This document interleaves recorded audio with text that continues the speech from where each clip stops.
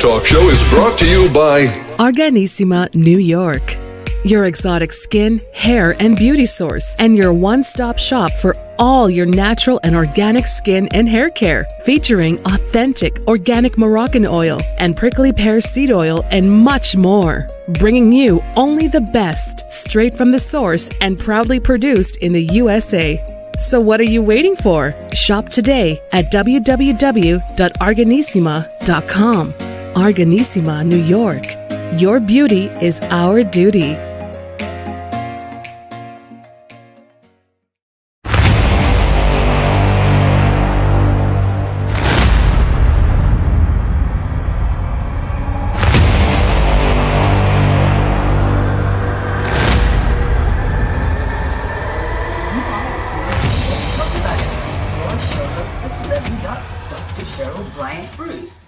So we are here tonight with Chatters That Matters. Let's talk about it. And I am your show host, Dr. Cheryl Bryant Bruce, MD, the celebrity doc, with my co-host, the world famous Hurricane H.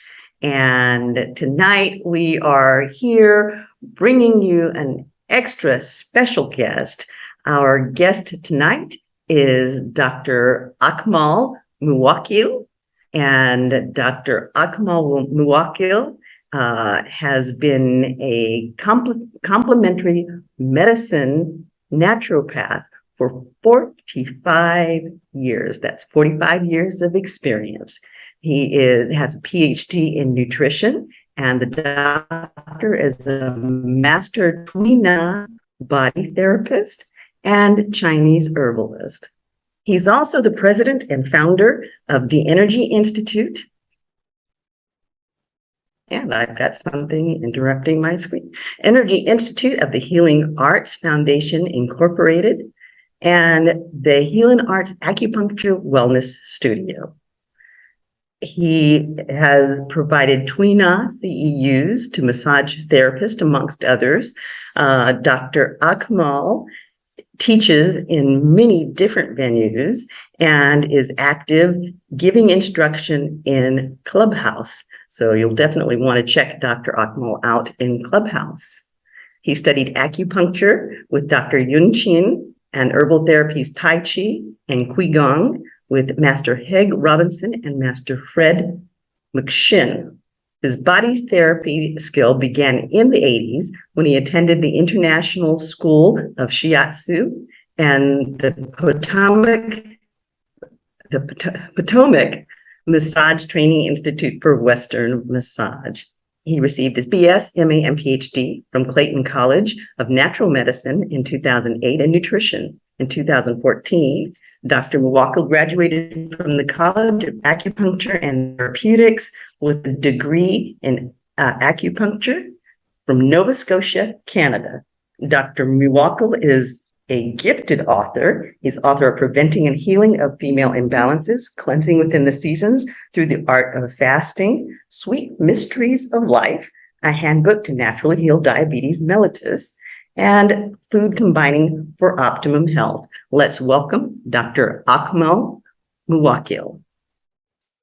Greetings and welcome, and thank you for giving me this opportunity to share some of my knowledge with your audience on this particular call.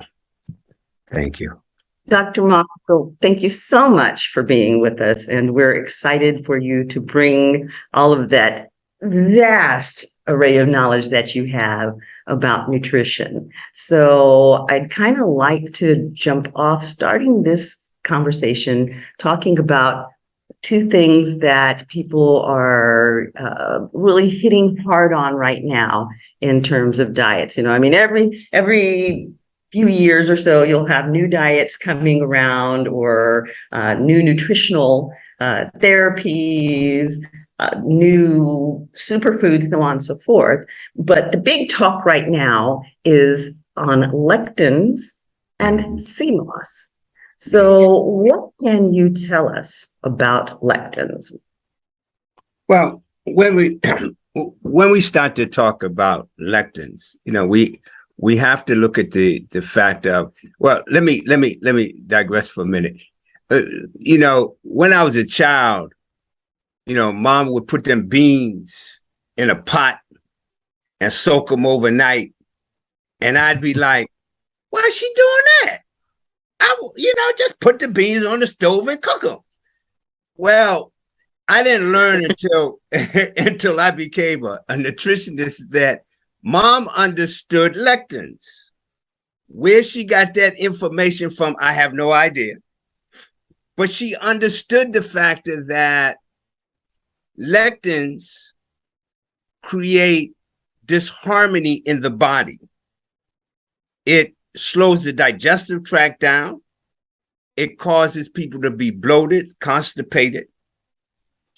And when we start looking at lectins are on, you have a lot of people who eat nothing but raw food. And so when they eat raw lectins like legumes and beans, what they'll find is they can find that they have gas afterwards.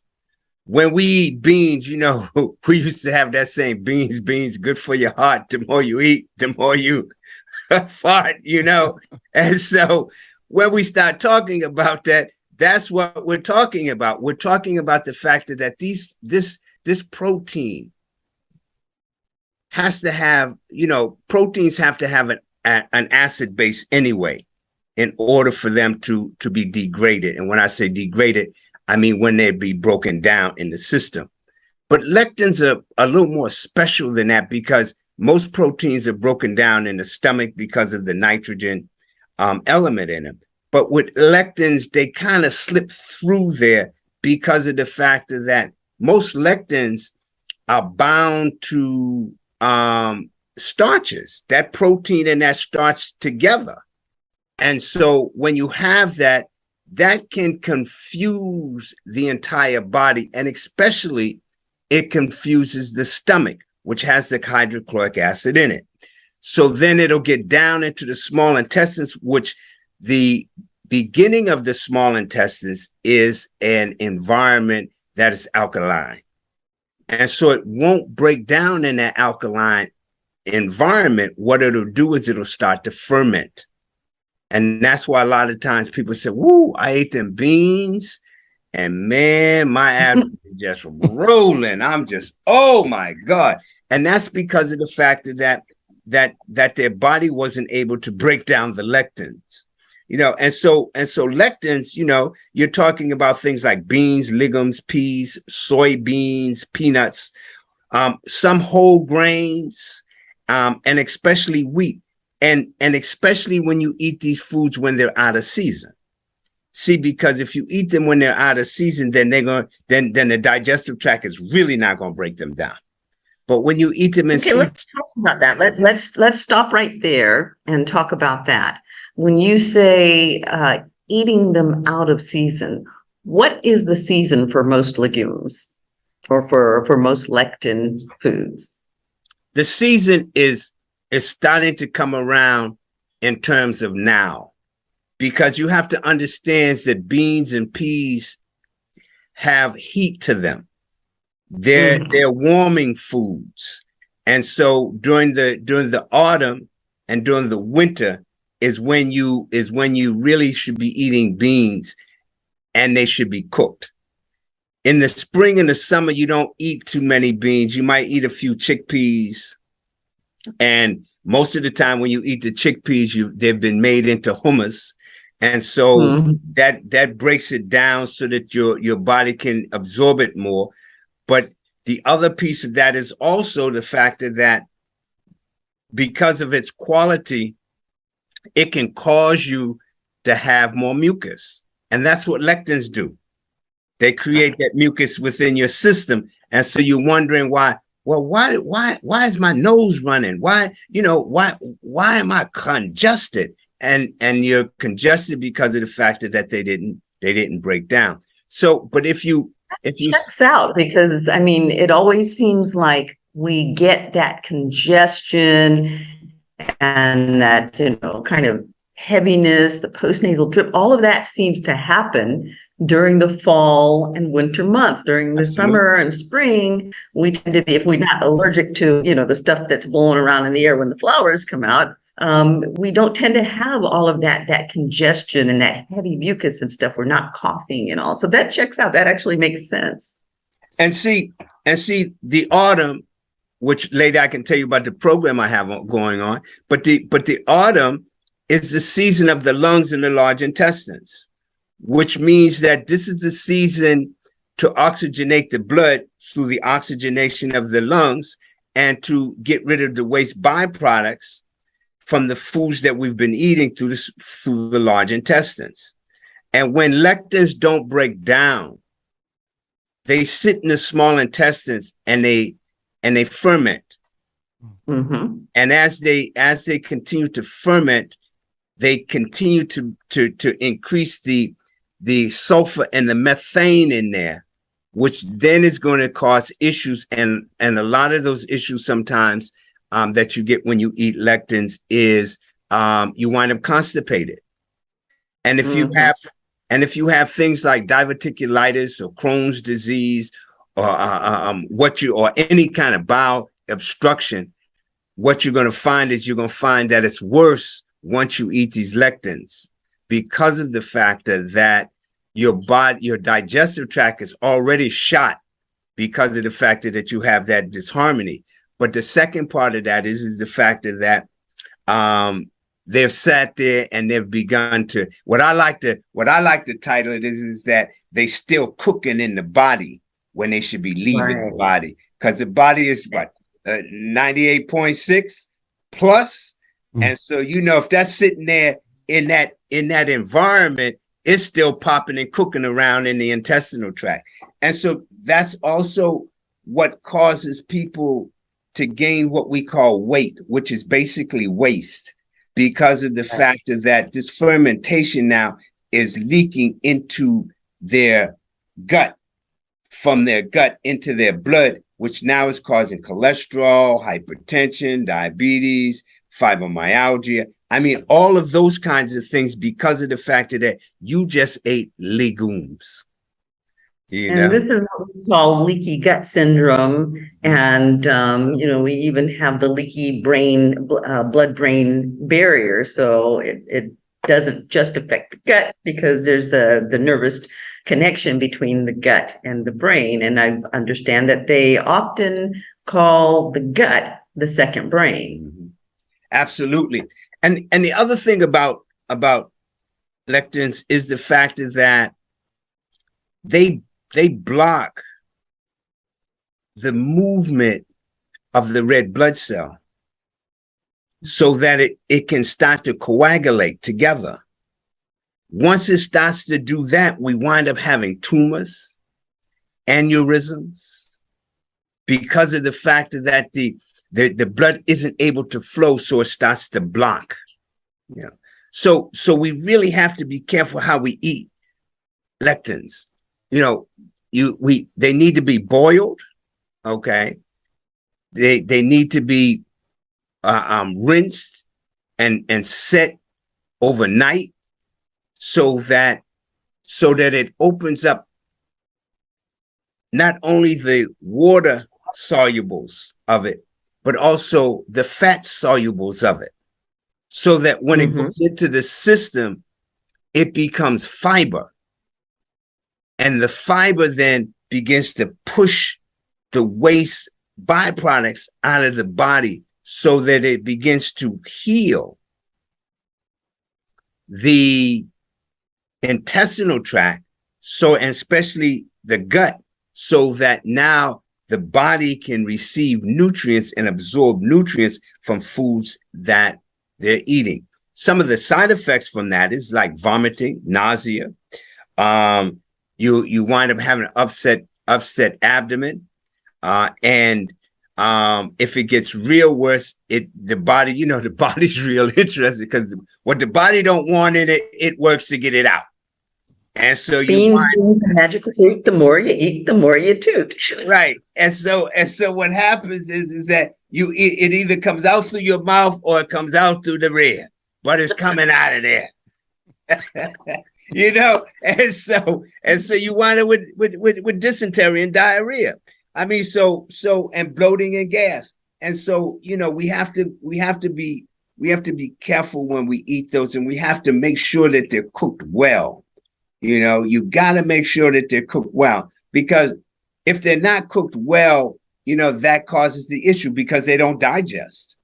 Yeah. Now, I was listening to a podcast yesterday, and I can't remember what his name. It's Dr. Grundy or Dr. Grundy or something like that. And he was saying that the only way that they should be cooked is with a pressure cooker. And I mean, I grew up on beans. We grew up on black beans, and we never owned a pressure cooker. So what do you say to that? I mean, we've been cooking beans for a long time, and there are many countries that all they do is beans pretty much as a main staple in their diet, and they're not using pressure cookers. So what would you say about that? So what I'd say about that is that on one hand, he is right, because you need them to be cooked at a high temperature. Mm-hmm. But for countries and people who that's their staple of life, their body has become immune to it and has adapted to it so that they can eat it because they fix it the same way all the time. Mm. When they're a child and after being breastfed, and then they go to the table and they give it to the child, may start to have those kind of issues. But once the body has established that this is a staple of life for this body, then what happens is the body then will say, oh, okay, come on in. I got something for you. I know exactly what to do with you. But here in the West. I'd actually like to address the point that you just made when you talked about the breastfeeding of the babies. If beans are a staple in a woman's diet, and she is eating a lot of beans during breastfeeding, a lot of times you will get colicky babies because that does pass through the breast milk. And so, when you have a baby, mom brings it in and it's doing a lot of crying, and, the drawing up that they do, and just generally letting us know that it's uncomfortable and having what we call colic, then you really do need to ask the mother about the diet. And, if you're the mom, you really need to think about what are you eating that may be coming through that breast milk. And beans are definitely one of those things that baby isn't going to be happy with you about. Absolutely. I mean, seriously. And so like as you said, then the baby winds up having it. And then later on, when the baby sits at the table food, the body says, oh, we had this before. Wait a minute. Let's see what we need to do with this here. And then after a while, the body will get used to it and say, oh, yeah, come on, yeah, we got you, that kind of thing. But here in the West, beans is not our staple. Right. Okay? Beans is not our staple. Now, hurricane comes from Morocco. Is beans the staple in Morocco hurricane? Not really the main, not a staple. It's more of something that you have every now and then. So it's not really a common food. Usually it's a winter food. And same thing with lentils, and that's where you kind of warm up with those things. And it's funny. First of all, Doc, I was just absorbing all the stuff you're saying because I'm being a sponge right now. I'm just taking it in, But one thing you mentioned about the old fashioned, like your mom doing it, where it just stays overnight. That's how I've seen my parents did it, and my mom specifically. I'm talking, and this was in Morocco back in the days. It's amazing that it's worldwide, and that's actually the old traditional way to do it. And yes, the concept was that it takes away all the lectins and whatever starches and all the stuff that could be there, whether it's rice or beans or any of those things. That's the same concept. And this way, it's that all the sugar business and all the bad things are gone. And you're right. If it's done properly, you don't have those bloating, feelings and the gases and all the methane and all that. And then obviously, if it's well cooked, and it's funny you talked about pressure cookers, and while we did have, like in the traditional way in Morocco, for example, it's the tagines, which is a pottery thing that they use to cook over wood and then coal and all that. They use pressure cookers for these specific food, lentils, beans, and stuff, to just get rid of all that and really super cook them. It's amazing. I'm just listening to this, and I know we're talking about today's show is really you are what you eat, and we have to be very mindful of the things that we put in. There is obviously qualities to those things. I mean, beans have, and hopefully we can discuss the benefits of what they'll do to our bodies and nutrients and value in them. But right now we're talking about like really what to do to avoid any side effects, I would say, to having something that's healthy or something good for our diet. I mean, a lot of folks are vegans, vegetarians, and legumes are part of their diet, and beans are just part of it. And it is probably one of the biggest sources, protein, such as soybeans and all the beans, I would say. So, doctor, if you don't mind, what would be that? We're talking right now about all the side effects or the bad effects, and are there any more side effects, besides the gas and the bloating and potentially, like you said, the ulcers that can happen, and the digestive system, the gut problems that you can get, and maybe even worse things? How bad can it get, if somebody's really having that diet? And Dr. Cheryl, you mentioned something about the babies. They get their food from mom, at first, and that's important. And so if the mommies are, not aware of this, that could be a problem, and they may not even know why my child is crying all this time, and maybe there was something that you're not aware of, and hopefully people can listen and get some feedback today, and that can take home and maybe apply. So what do you say to that? One of the things that's actually kind of important, especially when we're talking about children, a lot of times children are, playing at mom's feet, and they're watching mom prepare food and so on and so forth. And, mom may be preparing beans, putting the beans into pot. And while she's putting the beans in the pot, she turns her head. Some of the beans don't go into the pot. They end up on the floor. It's really important to retrieve those beans and not let the child get hold of them, because the child may eat them raw. And it actually does not take a lot of beans to create enough toxicity, particularly in a child. I mean, depending on what type of bean it is, 5 raw beans can make a person mortally ill, can actually even kill a person with enough toxins. Baby is obviously significantly smaller than an adult. So eating just a couple of raw beans can make a baby incredibly sick. So that is something mothers definitely need to be aware when they're preparing things like beans that, if uncooked, could be toxic. If they do drop them, to make sure that they retrieve them so little junior can't get to them. And also, they stick beans up their noses and their ears. I can't tell you how many beans I've retrieved from noses and ears. Absolutely. And then, when we start looking at that, because people do eat beans, and like you said, we have vegans who that's one of their major staples is beans, and so when we look at that, there are ways that you can intake them, because they are part of our food supply, and they're a heavy part of our food supply, and especially in the fall and the winter time.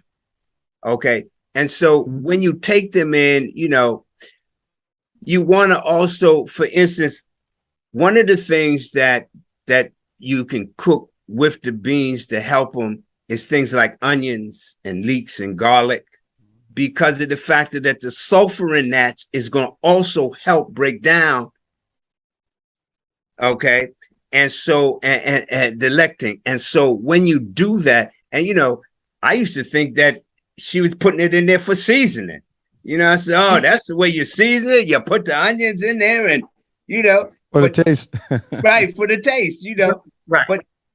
but when you start looking at the factor that you're basically, and let me say this, and I'll get back to it. You're basically looking at the factor that you're a chemist, and your body is a chemistry factory, and everything that you put in it, you wear, you think, you touch, has to do with chemistry.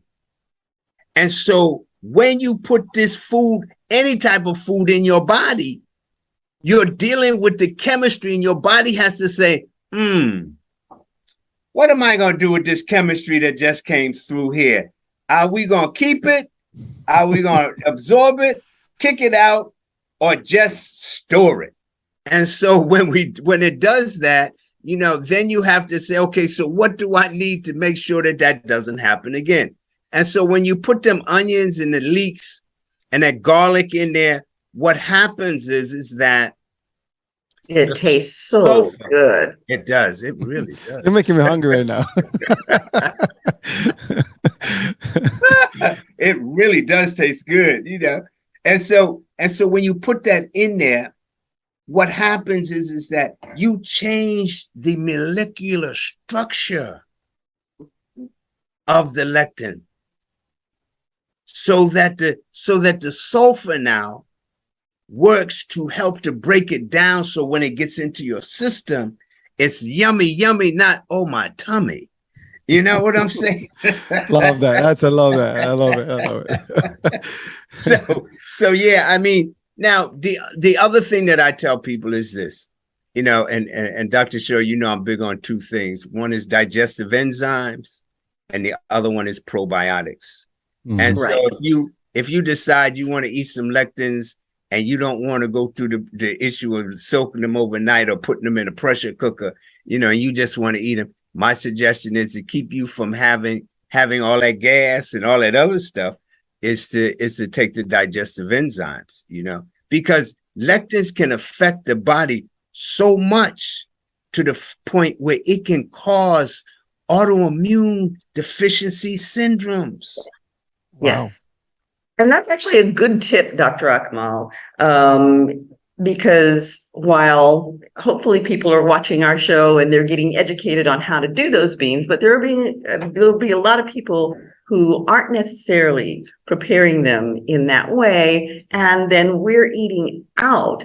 So if you're eating out, you don't know how they're being prepared. So taking your digestive enzymes and your probiotics can help you from having problems with the beans when you eat out. Now, can we talk about what are some of the benefits of beans? Okay. So they say that beans good for your heart. And that's the truth. Okay.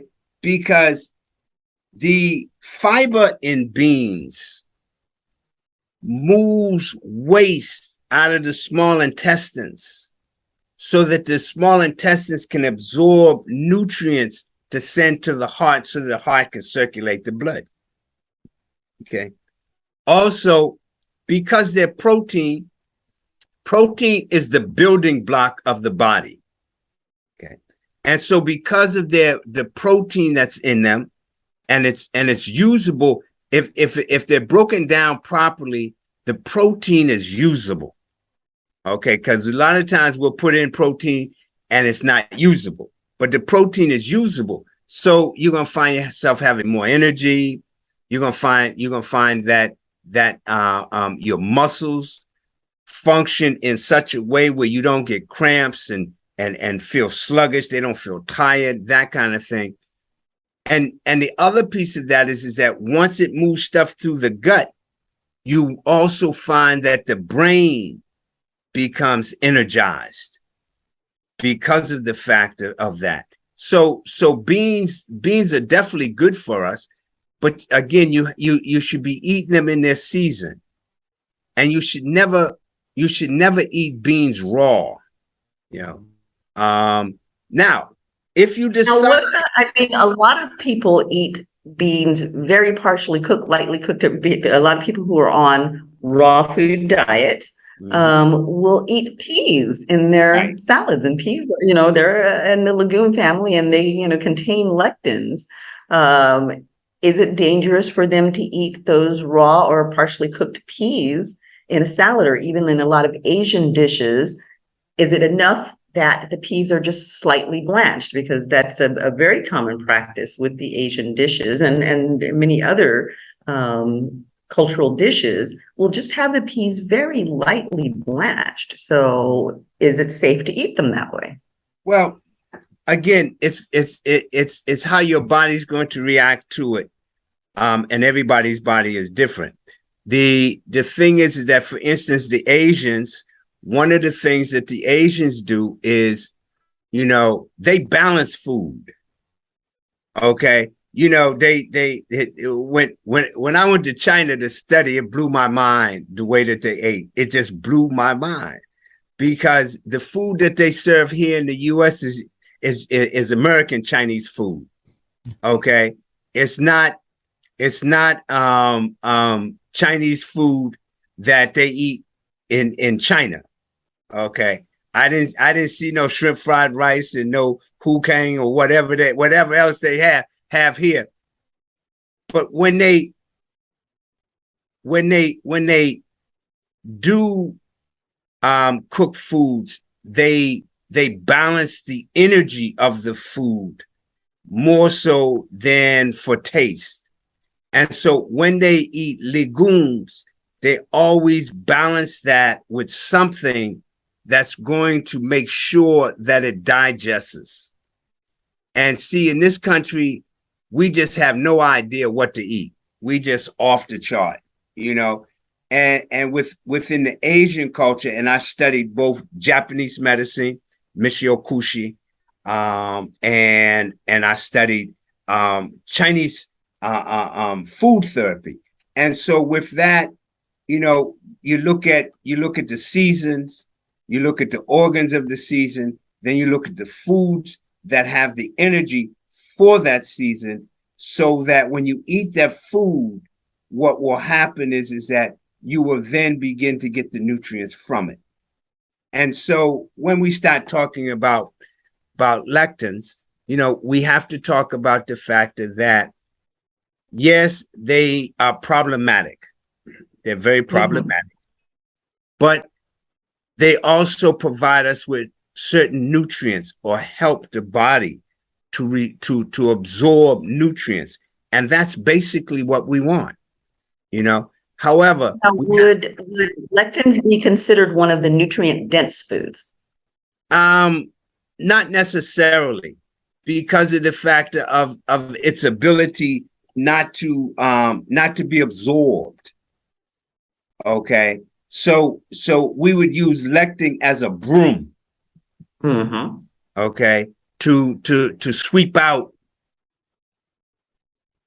That's why, you might put a lectin and it's a bad combination, but I grew up eating it. Beans and rice. Beans and rice. Oh, yes. we love those. Everybody loves them. The world.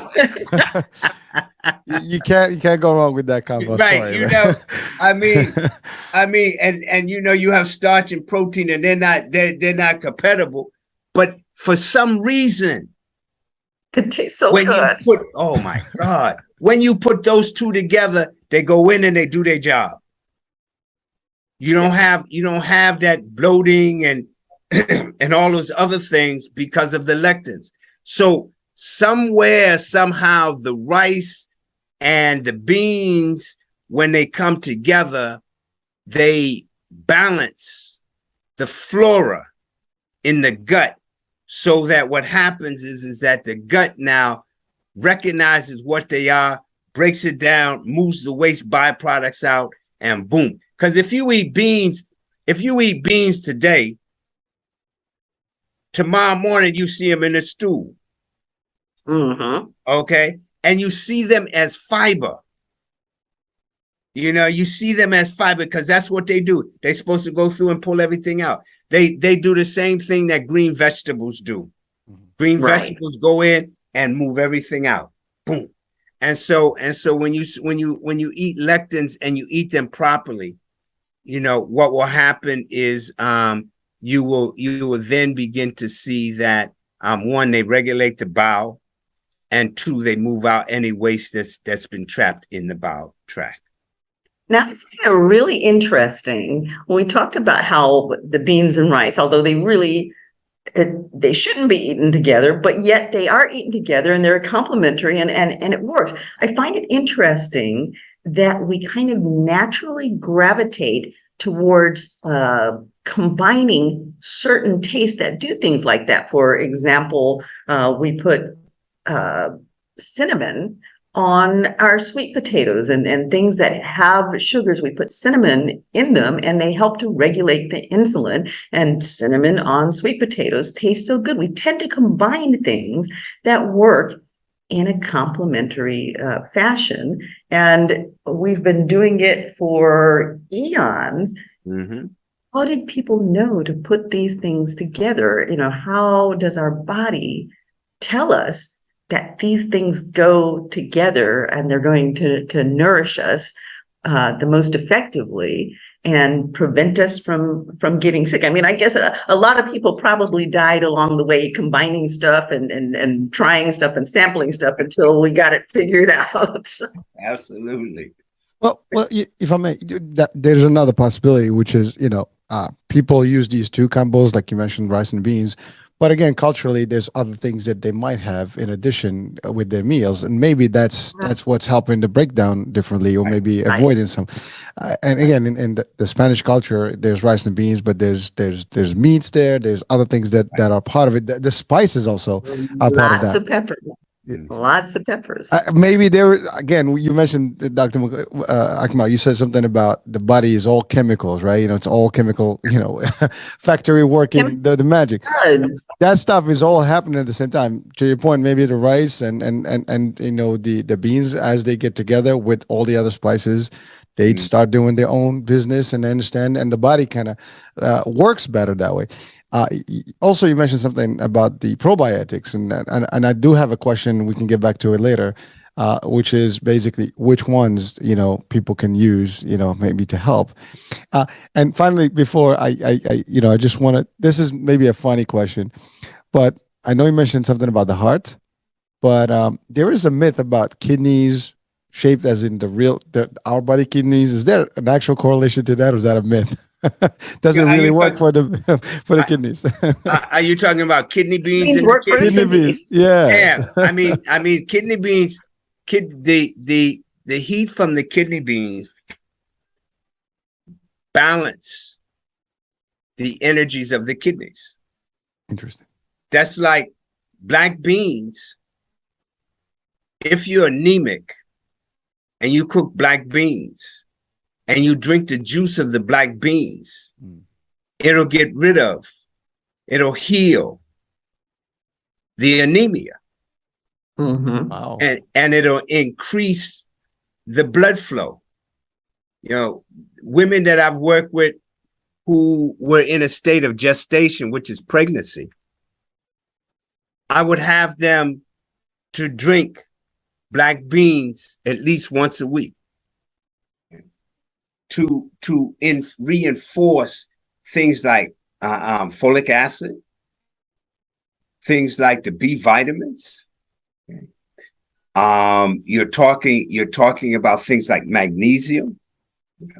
So that as they continue in their trimesters, their blood would be nice and their body would be healthy. Wow. So when we use beans, we can use beans as either food or we can use it as a medicine. And if we understand, and medicine be thy food, and thy food be thy medicine. Absolutely. And so if we begin to look at that and see, our issue as humans, and especially here in North America, is the fact that we want it to taste good. We don't want, I don't want nothing sour, bitter. Oh no, I ain't doing that. Right. And those are the foods that we need. Like I said, seasonal. So each season, as I said, a set of organs are at their peak. This is the season for the lungs, large intestines. This is the season when the body starts to look for warmth. This is the season of spices. Mhm. This is when you start to put spices on your food. Yep. So that in the wintertime, you really engage things like cayenne pepper, hot stuff. Okay. But this is the season when you start to warm, because in the springtime, that's the season when you start to get cool things. Right. So that in the summertime, you give the coolest of the coolest because of the heat of the summer. And the summer has to do, which we're moving out of now. The summer has to deal with the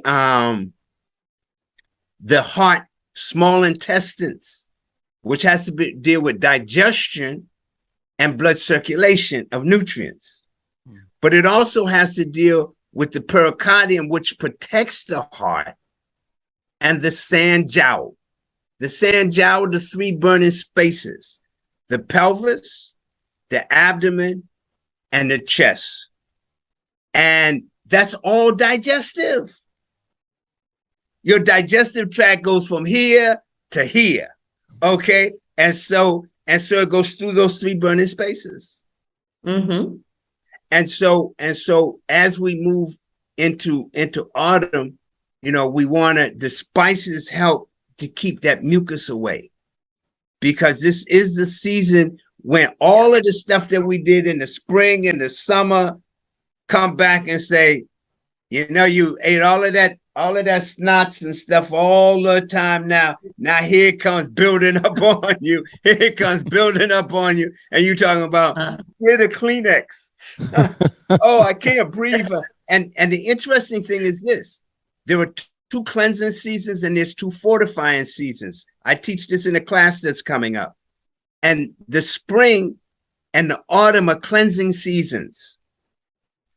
The winter and the summer are fortifying seasons. This is when you fortify the nutrients in the body. And see, if we understand that and eat the foods in the season in the manner that we should, what then begins to happen is that the body stays healthy and we don't wind up having issues. What you're going to see now, and Dr. Cheryl, you probably see it a lot within the next 2 to 3 months, is people with bowel issues, and lung issues, because of the fact that this is the season. This is the season. If we really wanted to get rid of COVID, this is the season to do it. Okay, because of the fact that this is the season.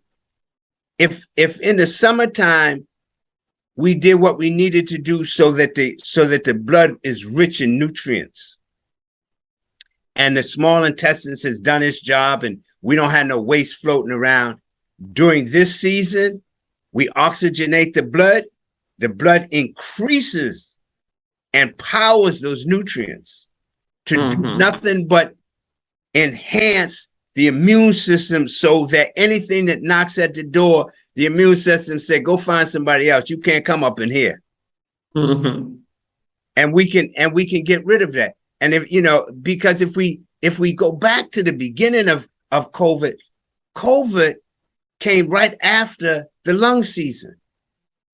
It came in the wintertime. Now I'm going to interrupt you here, and I'm going to ask you a political question, because this is something that has just come up today. I saw it in the news that our governor here in California is talking about making this the first state that is making it basically illegal for doctors to have these kind of conversations, talking about building the immune system as opposed to go take the shot. We can possibly lose our licenses. And for those of us like myself, where I have to give my patients all of the information and the risk and the benefits, and then I believe my patients should be allowed to make the choice that they feel is best for them. That kind of language isn't going to be accepted. It's the toe the company line, make everybody get the shot, so on, so forth. How do you feel, Dr. Akmal, about talking about building systemic cellular immunity as the treatment, as opposed to pushing these immunizations and all. How effective do you think that would be as a therapeutic modality in terms of getting rid of COVID?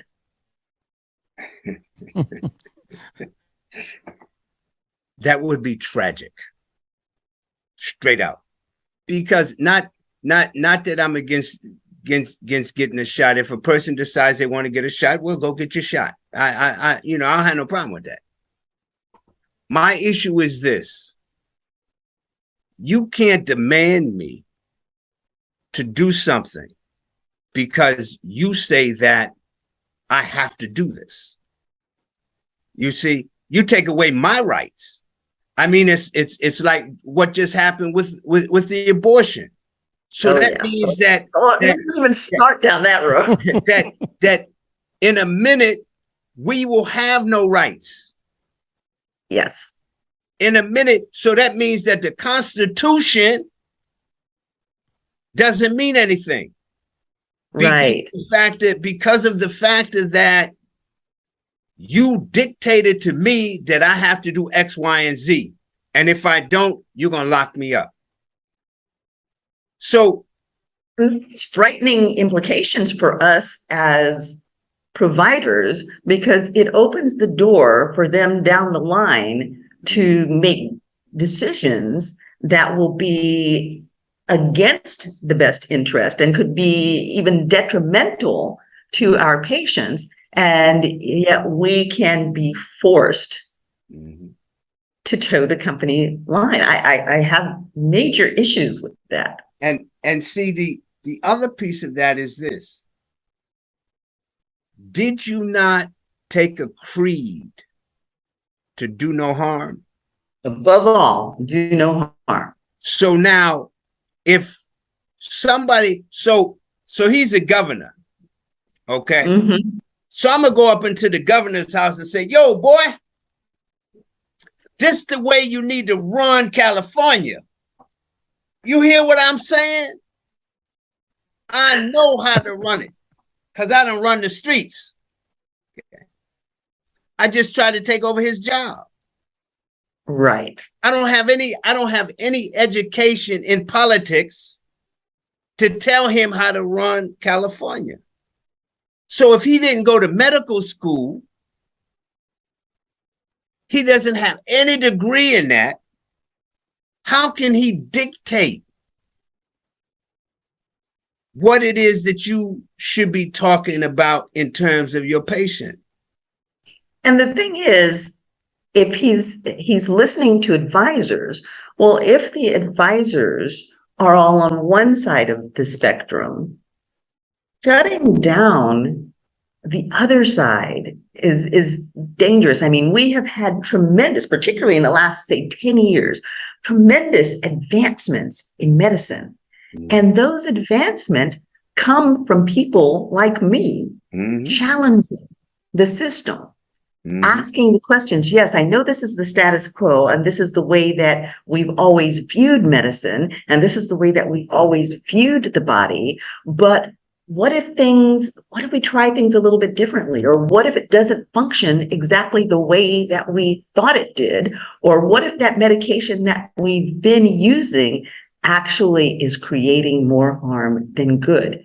If we didn't ask those kind of questions, we would not have the kind of advancements that we've seen in the last 10 years or so. I mean, we've had huge advancements over, hundreds of years, but definitely it's been like on warp speed, and COVID pushed it that much faster. So I think that this is a very dangerous position he's placing us in as providers. And I think the other thing that's very dangerous about it is that if he does go down this road, and there are several other states that are talking about following down this road, I think that a lot of providers are going to jump ship, because we did take that oath and we took it in all earnestness and we meant it. We're here to heal and to help. And if we are being forced to do things that may or may not be in the best interest of our patients, at night, every night, I have to lay down with myself and examine my conscience and say, have I done the best for my patients, or have I done more harm than good? And if I can't lay down with myself and know that I've done the best for my patient, because I'm being forced to do what someone who has no interest in my patients is telling me to do in order to keep my job or keep from going to jail, I probably am going to want a different job. And, the other piece of that is the factor that if we go back and look into his campaign finance, did one of them pharmaceutical companies give him a little bit of push monetarily so that he could be in that position to say that, so that they can continue to make their money?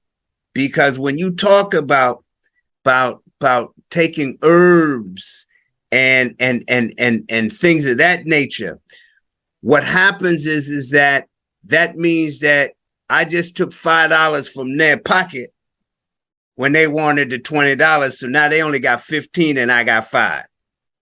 Right. See, I mean, so that's the piece that's happening, I believe, with politicians and this coronavirus. This coronavirus, what people don't realize, this coronavirus was a moneymaker. Yes, it was for a lot of people. It was right. It was a moneymaker. And so now it's like, how do we keep that money keep going? Yes. You see, you got to keep boosting people. Right. You see, I mean, because if you're getting billions of dollars when it first jumped off, I want to buy 2 more boats. I need 4 more houses.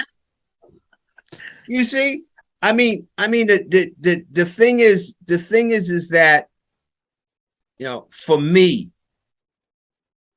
in a situation like that, I'd find out how to put a class action suit together.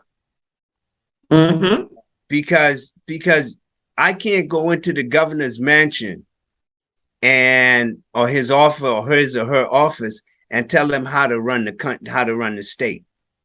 So you haven't been to medical school, so you can't tell me how to run medicine. I mean, that's a conflict of interest. It really is. It's a conflict of interest. And so the first person that passes over to the other side because of the governor's ignorance would be the first time that people should start to sue the government for that death.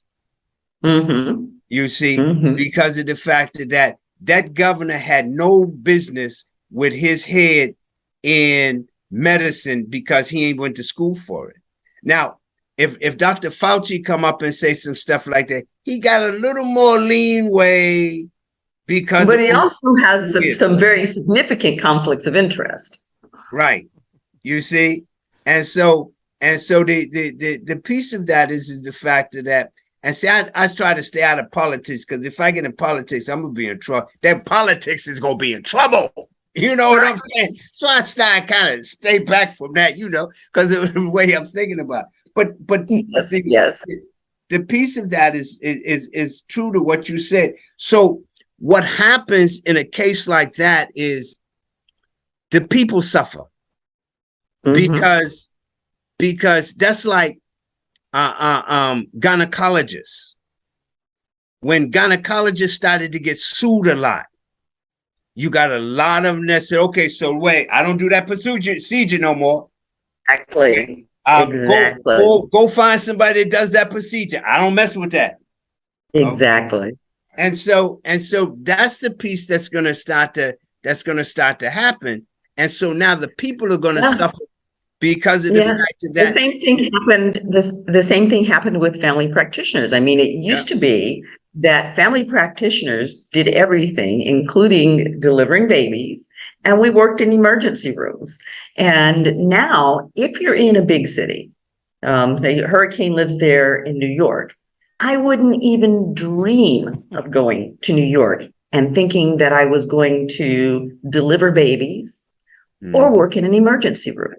Because now, because of litigation, it's too dangerous for the provider.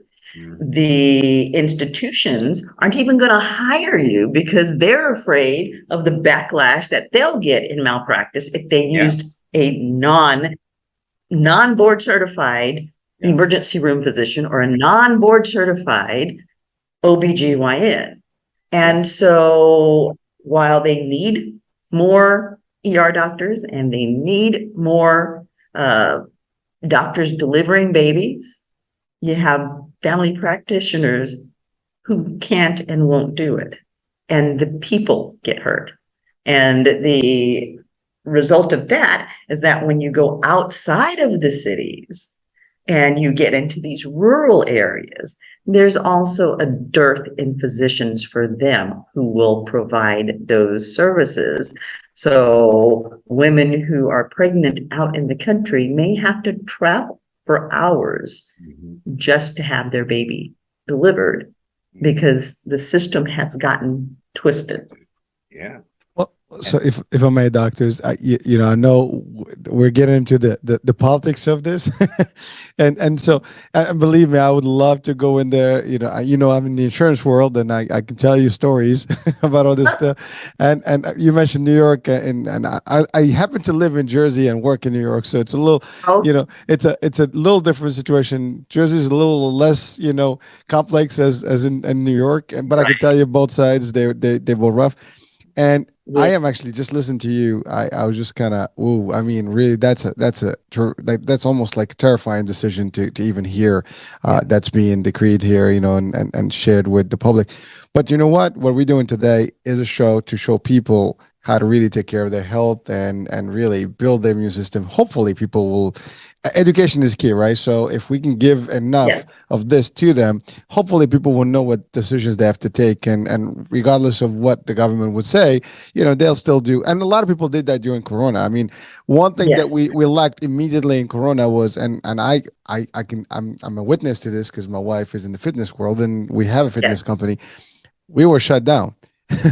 so gyms were, whatever there was something that's going to build your immune system, it was not open. You could not do a lot of activity unless you go outdoors and do your thing. And you're in California, forget it. I mean, that's a state that was locked down probably more than any other state, if I'm not mistaken. Right. Yet we have Florida, who has not shut down at all, and people were still, having their stuff, and the rates were not any different, than any other state, if not even less. I'm talking about mortality and all the other stuff. So it's amazing where people were engaged, doing their part. They lived a healthy living, concept with Corona. They survived it, and for the majority. Now, of course, there are tragedies. People died, and we know that's for a fact. But the bottom line is, we need just to make sure that people understand how their bodies work. The immune system is needing, certain things. We're talking about, some good food here that potentially can help them. Yeah. But you're right. I mean, if you think about it, if you're not going to be able to make the right decisions, you might want to change locations because it's just not going to work. It is crazy. But Dr. Akmal, the bottom line is that most people want to do the right thing for themselves. And most people want to be given the information to empower them to self-care. And to do it as naturally as possible. And so talking about, how we eat is a prime way to boost our cellular immunity and to ensure that we all want to live long lives, but we really want to live long, healthy lives. We don't say that, but that's really what we want. We don't want a long decrepit. We want a long, healthy life. And that is determined by lifestyle and, what we eat. and how we care for our bodies. So, having people like your wife available to educate on fitness, and Hurricane is out there doing his part. If you check in and watch his TikTok videos, you'll see him working it out. We want to talk about nutrition and to broaden people's horizons, because we're all in our own little area, and we generally kind of tend to get stuck eating certain foods that we're familiar with. But if we broaden our horizons, we can incorporate other foods that may come from someplace else, but they're still within season. So we need to educate ourselves about what's growing in season and where it's coming from, because you can import foods from other places. But the key, as Dr. Akmal always points out, is that you want to eat it in season. And if I may, that's actually a big point. And I've had a few shows before with discussions about nutrition, and that is one of the things that was very common across all these shows, is that because of the way we live today, and because, to your point, food is being exported in off season, and people are eating not in the right time, it is affecting the health period and out. And that's been consensus across all the people that all the guests have had that talked about this. It's almost the same topic that resurfaces every time. We are not like traditionally you would go to the farm, like winter, you have certain foods. Summertime, you have certain foods, and that's all you have. It's not like these street farms where you have things that are being generated in off time, and they're not as healthy. And there is a correlation. And again, Dr. Akmal, this, more than anyone. I mean, you have more knowledge about food and nutrition than a lot of people that potentially are watching this, in the whole world. And this is not even in the States. It's going to be all over the world as a show. All over the world. Right. So, so when you start looking at foods and seasons, you really have to look at the factor that what grows around your area within 100 miles radius. See, because that has the same energy that your body has, and it has the nutrients that your body needs. The other piece of that, though, is this. If you're from another country, okay, then you should also incorporate foods from that country that you would eat during that season. See, because a lot of people that come from Africa, the Caribbean, places of that nature, what happens? What happens is they want to come to America because we're supposed to be the greatest. So they come, and then they start eating that garbage. And they forget about what they've been eating all of those years. And then they wind up having cancer and diabetes and hypertension and stroke and all of that. And the fact of the matter is their body's saying, you remember when you used to give me them peas and rice? What happened? I mean that kind of thing. So what I tell my patients who are from other countries is that eat foods that are in season here, but also find foods, because there's a lot of Caribbean, African, Latin markets, so they're getting these foods. Go eat those foods, because this sad eating habit that they got in America is killing people. The food is actually killing us. Growing up in the US in the 50s, the food was wonderful. You take a grape, and the grape had a big seed in it. The grape was sweet. You eat a watermelon, the watermelon had seeds in it. We used to do a spitting contest with the seeds. Okay. I remember those. See who can spit the seed the farthest. But because we're dealing with genetic modification, we're dealing with Monsanto's, who has monopoly over seeds. We're dealing with other folks who are manipulating seeds. The food is killing us. That's why it's imperative that we eat foods in seasons. On the 15th of September, I'll be doing a 4-week program that's called Cleansing Within Autumn to Enhance the Immune System. Mhm. During that 4 weeks, I'll be talking about why it's important to eat foods in the season and how it builds the immune system and the internal body. See, because if we use food as medicine, then we stay healthy. You know, in the Bible, it talked about people living to 360 years old. Now we can barely get past 70. So we have to kind of look at that. We have to look at the way that we're eating foods and what the foods are eating and how the foods are eating. For instance, sea moss. We're about to talk about that, right? I'm glad you brought that up. Everybody is and everybody is doing sea moss. A lot of people are doing sea moss because they saw Kardashian 2 years ago talk about her thing with sea moss. Dr. Sebi talked about sea moss. He was the first one to talk about sea moss. In the 70s, in 72, when I was training hard as a martial artist, we used to use sea moss. We used to use Irish moss, which is called Chundra crispus. Okay.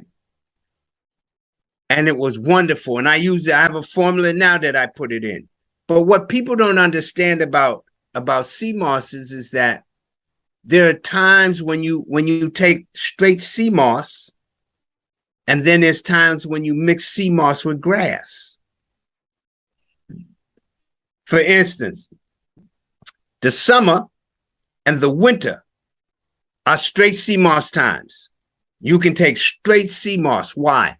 Well, in the summertime, you're going to the beach. Mm-hmm. But in the wintertime, the kidneys rule. They rule the water. They're connected to the sea. Their taste is salt. Okay. In the fall and the spring, you add grasses. Why? Because that's when in the springtime, the grass is growing. In the fall, the grass is now going back into its roots. So if you're putting in too much salt during those 2 seasons, it can affect your thyroid, the pituitary gland, which now means it's going to affect your sexual organs.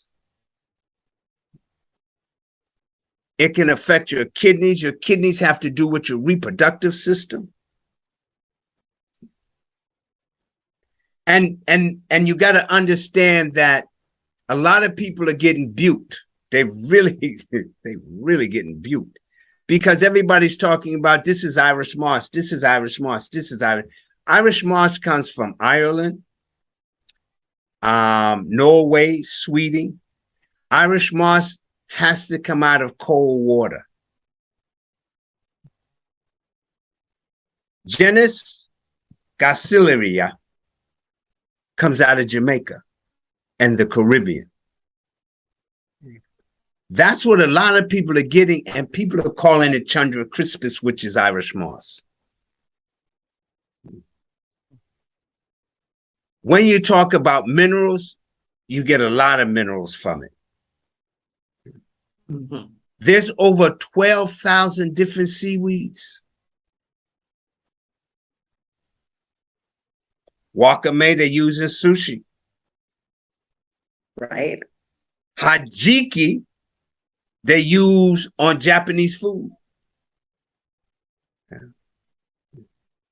Dulse, kelp is very powerful. Kelp Mm-hmm.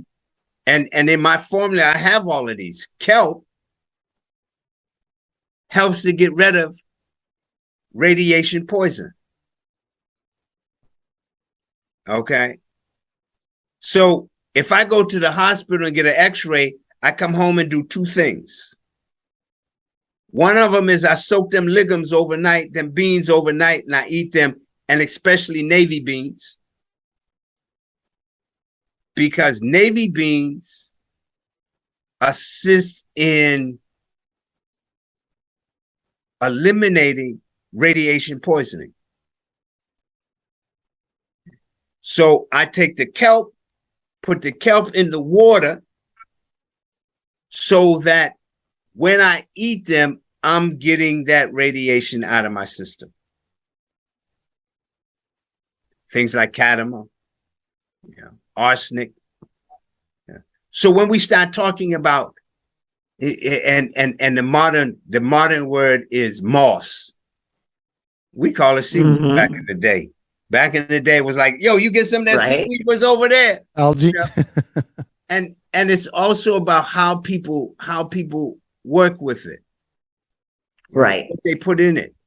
People making smoothies, putting milk in it, putting this in it, putting bananas in it, all of that. That kills it. People don't realize that it kills it. The reason that you put the grass with it, because the grass during those 2 seasons build it with the chlorophyll.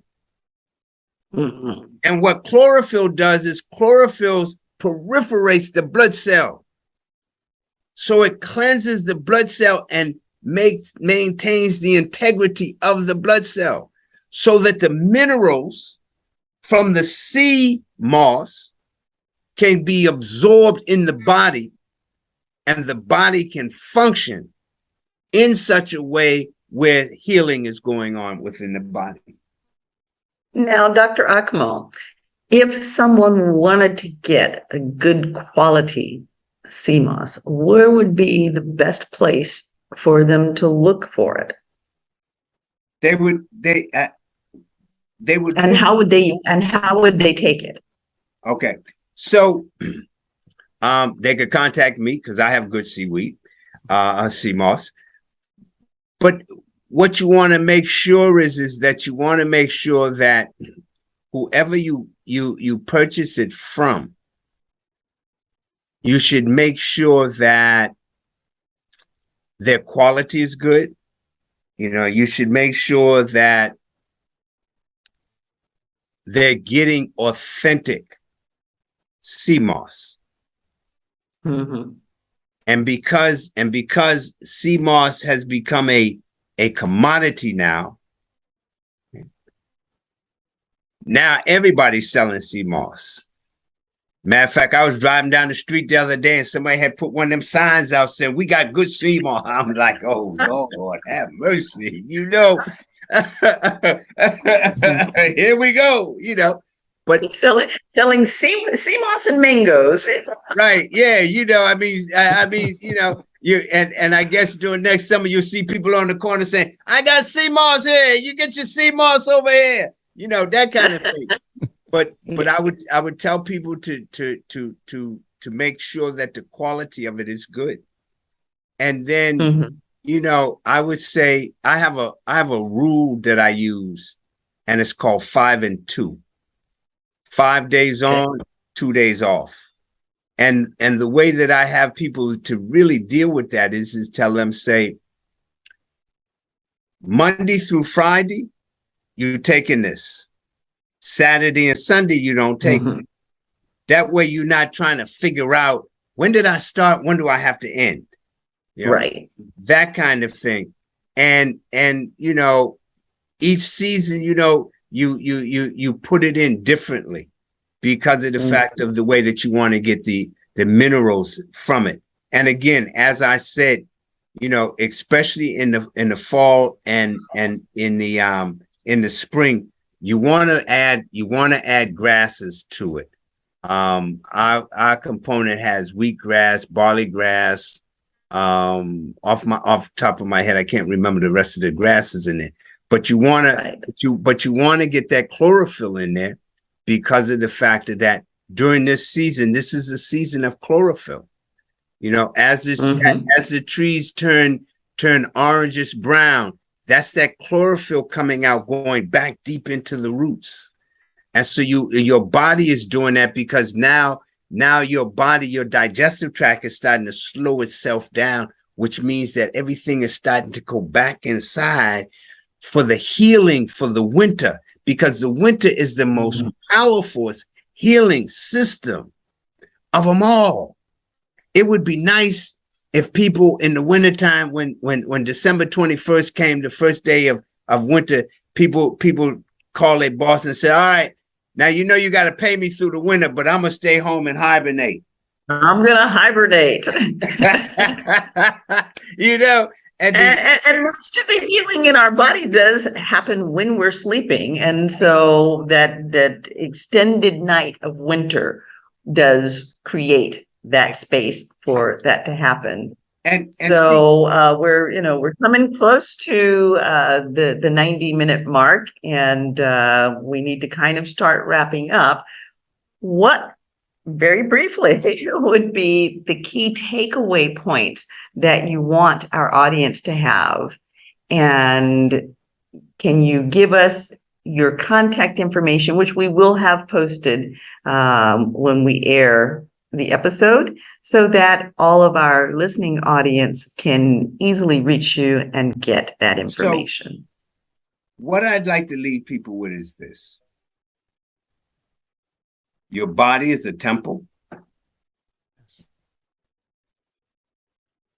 Your body is a chemistry factory. You're the chemist. Mm-hmm. Be aware of what you put in it. Be aware of how you think about things. Be aware of what you wear in terms of clothes, because your skin is the largest detoxifying organ of the body. I would say take digestive enzymes, probiotics, and make sure the probiotics come out of the refrigerator. The ones that I suggest to my patients is called PB8. Okay. Eat foods in their seasons. Drink plenty of pure distilled water. And love yourself. That's some powerful stuff. That is very powerful. We're gonna highlight that one. That's like that. Forget about it. That's like really the advice of life. So absolutely, absolutely. And I mean, you've had so many great tips, and there was just so much to unpackage. I kept wanting to run off on different. We could spend hours on any one of the things that we were talking about. So we definitely would love to have you come back, my brother, and yes, share some more of your knowledge with us. And we definitely recommend that those of you who have listened to the show tonight, go check out Dr. Akmal's information. Check out one of his classes. He has fabulous classes with fabulous information. You can also check us out at either one of our sites. You can check me out at Dr. Cheryl Bryant Bruce at CherylBryantBruceMD.com. And, Hurricane, where can they look for your information and our shows? yeah, it will be all over the NBC network, the iHealth channel, iHealth Radio, the websites. I'll post it all over the place. Trust me. If you're out there, you're gonna see, you're gonna hear it. and you will find us. And yes, you can find me at drakmalspeaks.com. And we will have that on the description of the show, and we will also have a link directly. So when someone goes to the site, they'll click on your picture, your site, and they'll come right to you. And they can order the right stuff, the good stuff that you have. Excellent. Yes. Well, Dr. Akmal, it's been a pleasure. So much and for I thank joining you us. very much for allowing me to be part of your energy and your evening this evening. Be well, enjoy yourself as you peacefully walk in health. Davo. Thank you. Thank you, sir. So much. And thank you to our listening audience for joining us to hear these wonderful bites of information that will help you to grow in wellness and to help you have healthy longevity. Remember that you are your greatest asset. Invest in yourself. We're Chatters That Matter. Let's talk about it. I'm Dr. Cheryl Bryant Bruce, MD, the celebrity doc, and we have with us Hurricane H. Well, folks, thank you for being with us. It's been great. A lot of information. So stay tuned and check out the site, check out the links and get the information. And come back and join us again soon. See ya. Have a great week. Bye for now. Helpful.